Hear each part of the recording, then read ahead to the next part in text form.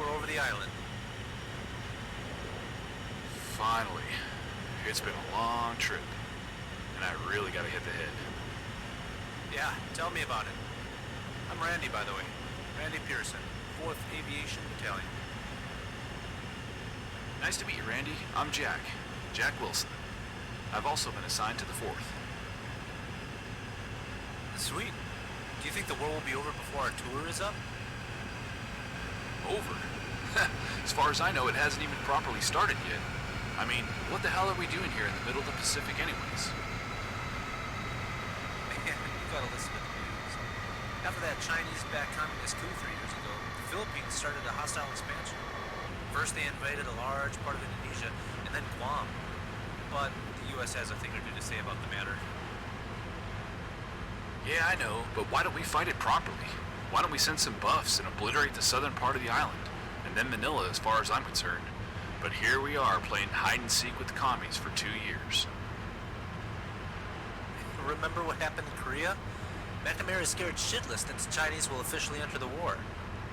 You won't want to piss off the people of Guam either by leveling their villages. They're our allies, you know. Yeah, I've heard they're our friends during the day, but they might slit your throat at night. You just don't know which one of them is a commie supporter. Those cowards are hiding among the civilian population, too. Yeah, it sucks. We're fighting with our hands tied behind our backs. No wonder there are more and more protests back home. Damn hippies. But somebody's got to stop the Reds, or the dominoes will fall, right? Yeah, right. I just hope we'll live through this mess.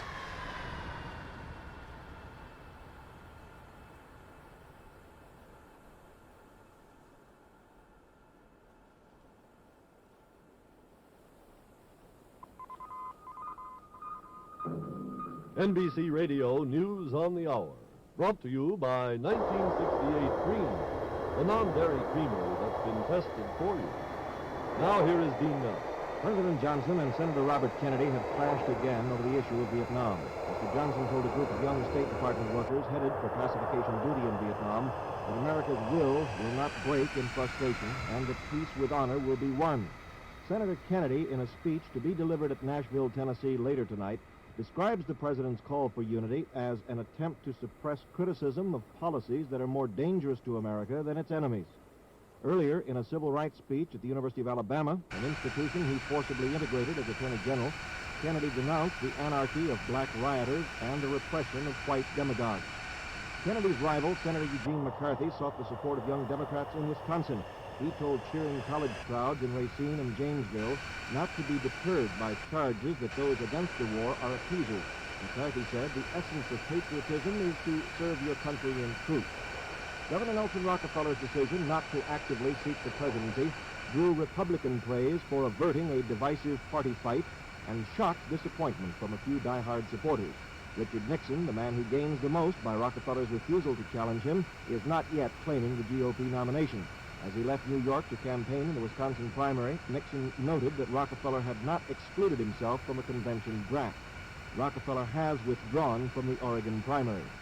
Barry Goldwater, the GOP nominee in 1964, congratulated Rockefeller for what Goldwater called a courageous and intelligent decision which will contribute immeasurably to a Republican victory. There was no White House reaction to the Rockefeller statement. News Secretary George Christian said the president did not hear it. More news after this from Freem.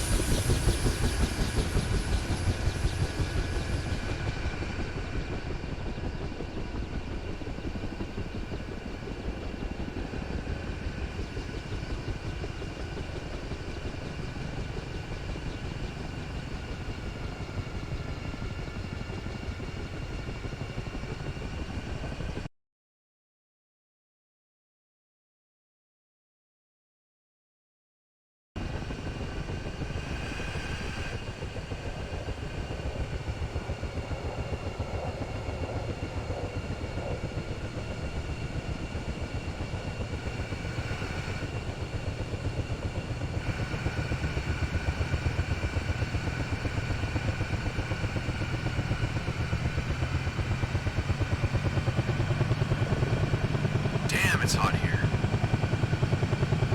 And humid. I'm sweating like a big man. Hey, refugees, welcome to paradise.